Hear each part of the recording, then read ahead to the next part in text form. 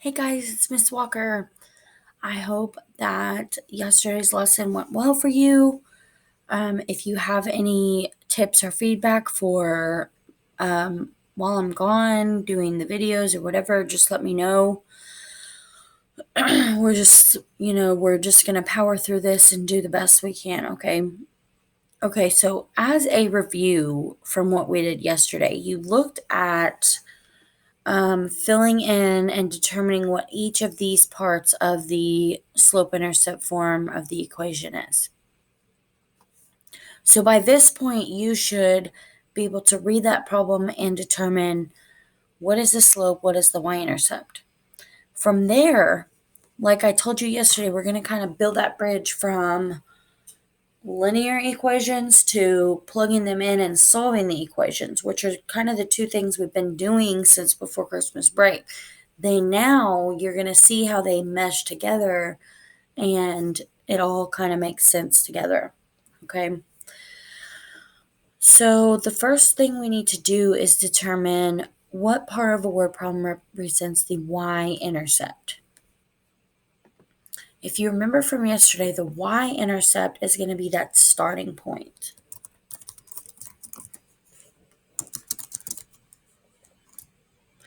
And just to remember, it can be positive or negative. You can have a negative starting point as well.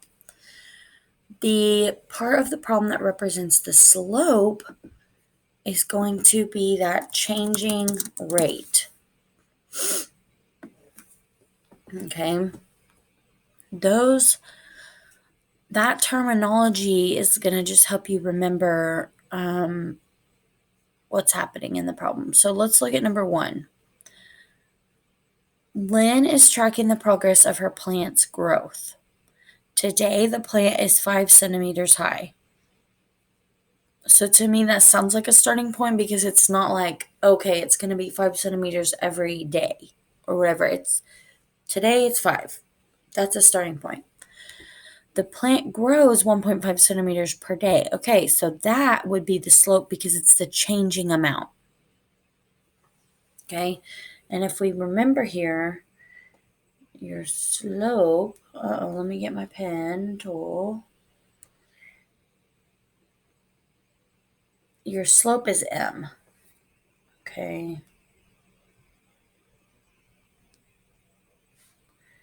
Your y-intercept is your b.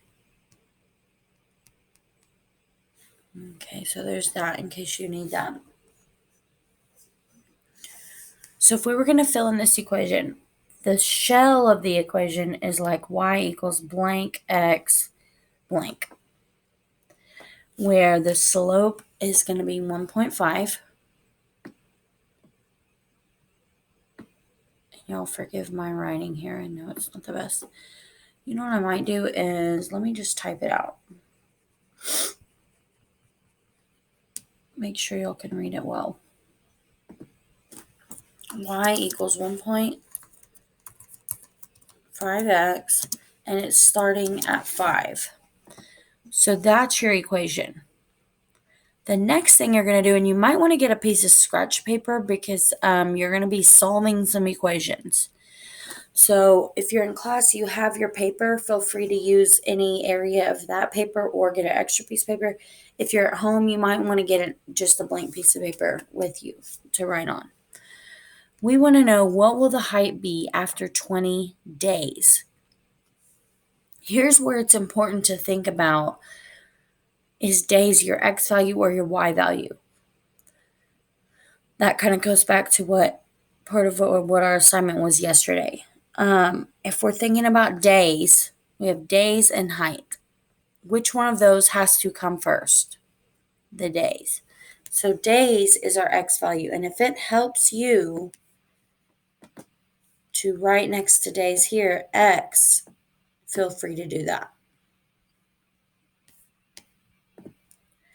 I am going to zoom in just so I can write a little bit more easily here.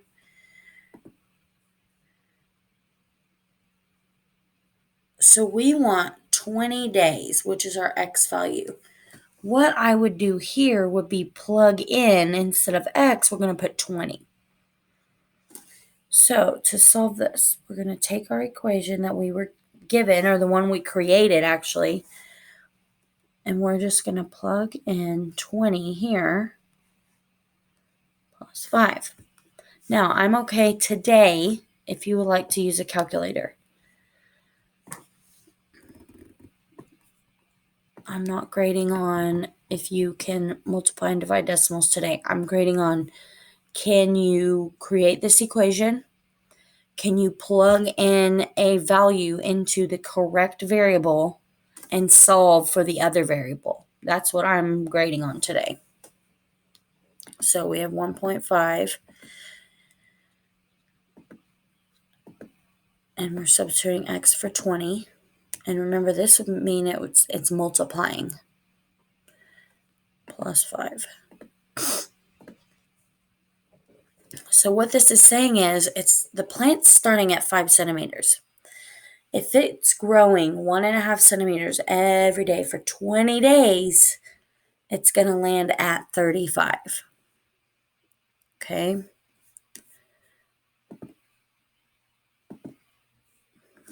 So here, my height would be 35 centimeters. Okay, so that is basically what you're going to be doing today. Let's go through number 2. Mr. Thompson is on a diet. He currently weighs 260 pounds.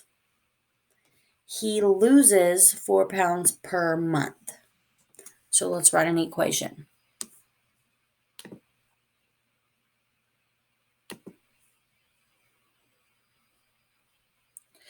To me, this seems like a starting point. This is your starting point, and this is your slope. So if we write an equation, we have y equals our slope, which is -4. He's losing 4 pounds a month. He's starting at 260. And notice how it's 4 pounds per month. That tells me that X is the number of months. Y would be our number of pounds.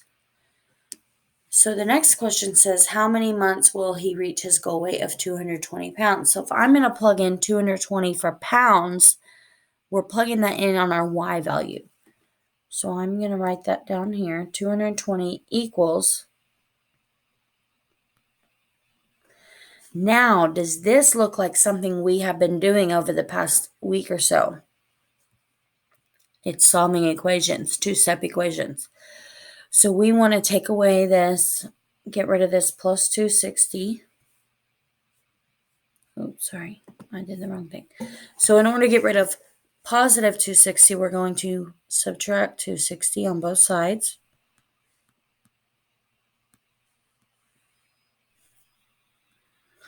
And remember, we're going to look at each part. This part, what happened here, what happened here, and what happened here. 220 minus 260 lands me at -40. We did not change anything right here, so we just bring it down. And these end up canceling each other out, so we get rid of that part. Okay, now we have a dividing equation. -4x equals -40. We need to divide by -4 on both sides. And what we end up getting is x, and I wish I had not run out of room here, but -40 divided by 4 equals 10. And this side of the equation is just going to give us x. So that is our value. He will reach his goal weight of 220 after 10 months. It will take him 10 months to do that.